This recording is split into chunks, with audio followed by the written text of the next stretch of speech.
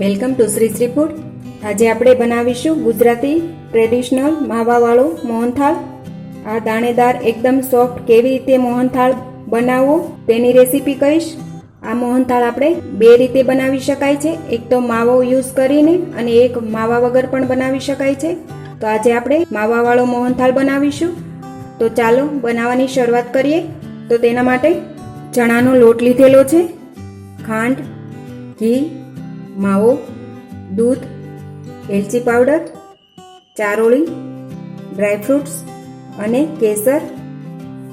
પહેલાં આપણે ચણાનો લોટ લીધેલો છે. આ ચણાનો લોટ આ રીતે એકદમ કરકરો દળાવી લેવાનો છે. તો આ ઘરે ચણાની દાળમાંથી જ લોટ તૈયાર કરેલો છે અને રેડીમેડ પણ મોહનથાળનો લોટ મળે જ છે. તે યુઝ કરવો હોય તો તે પણ લઈ શકાય છે.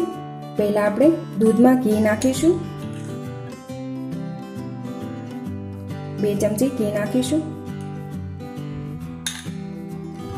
આ દૂધ અને ઘીને આપણે પહેલાં ગરમ કરી લઈએ. હવે આ ઘી અને દૂધ બંને ગરમ થઈ ગયું છે. ઘી મેલ્ટ થાય ત્યાં સુધી જ ગરમ કરવાનું છે. તો આ તૈયાર છે. હવે આ લોટ એક મોટા વાસણમાં નાખીશું. લોટની અંદર આપણે ઘી અને દૂધ મિક્સ કર્યું છે તે નાખીશું અને લોટને આપણે ધાબો દઈ દઈશું. આ રીતે થોડું થોડું દૂધ નાખતા જઈશું અને આ રીતે મિક્સ કરતા જઈએ. હંમેશા ઘી અને દૂધ લેવું જરૂરી છે. આ રીતે દૂધ અને ઘી નાખવાથી મોહનથાળમાં એકદમ સરસ રીતે દાણા પડે છે અને તે દાણેદાર મોહનથાળ બનીને તૈયાર થાય છે. ચણાની દાળ દળાવતી વખતે થોડી કરકરી દળાવી. આ રીતે બધા જ લોટમાં એક સરખો ધાબો દઈને તૈયાર કરવો. હવે આ લોટને આ રીતે એકદમ સરસ રીતે દબાવીને મૂકી દઈશું. આ રીતે પ્રોસેસ કરવાથી તેમાં સરસ દાણા પડીને તૈયાર થશે. હવે તેને ઢાંકીને 15 થી 20 મિનિટ માટે રહેવા દઈશું. 20 મિનિટ બાદ આ રીતે એકદમ સરસ ડ્રાય થઈ જશે. હવે તેને આપણે ઘઉં ચાળવાના ચાળણાથી ચાળી લઈશું.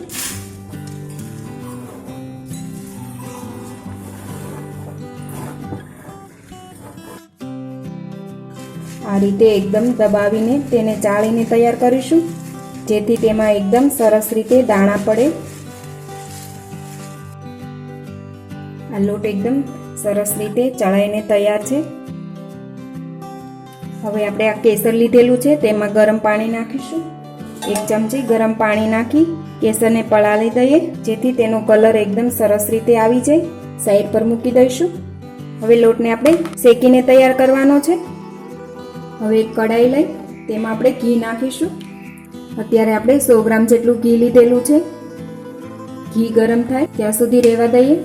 હવે ઘી ગરમ થઈ ગયું છે. તેમાં આપણે ચણાનો લોટ નાખીશું. ચણાનો લોટ અત્યારે મેં 250 ગ્રામ લીધેલો છે.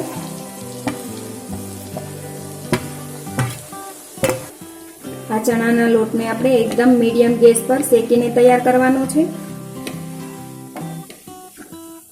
આ લોટને સ્લો ગેસ પર શેકાતા 15 થી 20 મિનિટ જેટલો ટાઈમ લાગે છે. આ રીતે લોટ થોડો થોડો શેકાતો જશે તેમ ઘી પણ બહાર આવવા લાગશે. આ લોટને આપણે આ રીતે સતત હલાવતા શેકીશું, જેથી બધી સાઈડથી એક સરખો શેકાઈને તૈયાર થાય. આ રીતે લોટ શેકાશે એટલે થોડો હળવો થઈ જશે. આ રીતે ફૂલી પણ જશે. લોટ શેકતી વખતે ઘી થોડું ઓછું લાગે તો થોડું ઉપરથી પણ તમે નાખી શકો છો. હવે લોટનો થોડો કલર બદલે ત્યાં સુધી શેકીને તૈયાર કરીશું. એ પહેલાં જો તમે હજી સુધી અમારી ચેનલ સબસ્ક્રાઈબ નથી કરી તો પ્લીઝ અહીંયા ક્લિક કરો એટલે સબસ્ક્રાઈબ થઈ જશે અને બેલ આઇકન પર ક્લિક કરશો એટલે તમને અમારા નવા વિડીયો મળતા રહે. અને વિડીયો પસંદ આવે તો પ્લીઝ લાઈક પણ કરો અને તમારા ગ્રુપમાં શેર પણ કરવાનું ભૂલતા નહીં.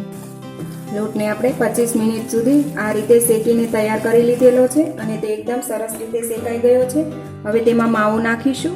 માવાને આ રીતે એકદમ છૂટો કરી લીધેલો છે, અથવા તો તમે ખમણીને પણ નાખી શકો. માવાને પણ આપણે સ્લો ગેસ પર 5 થી 7 મિનિટ માટે લોટ સાથે શેકી લઈશું. માવા વગર મોહનથાળ બનાવવો હોય તો તેની રેસીપી પણ મારી ચેનલ પર આપેલી જ છે. તો તમે એ પણ બનાવી શકો છો. હવે લોટ અને માવો સરસ રીતે શેકાઈ ગયા છે. હવે તેમાં ઇલાયચી પાવડર નાખીશું અને ગેસ બંધ કરી નીચે ઉતારી લઈએ. પહેલા મિક્સ કરી લઈએ. હવે એક બીજી કઢાઈ લઈ તેમાં આપણે ખાંડ નાખીશું. ખાંડ તમે તમારા ટેસ્ટ પ્રમાણે નાખી શકો. ખાંડમાં આપણે પાણી નાખીશું. ખાંડ ડૂબે એટલું પાણી નાખીશું. હવે આપણે ચાસણી તૈયાર કરીશું.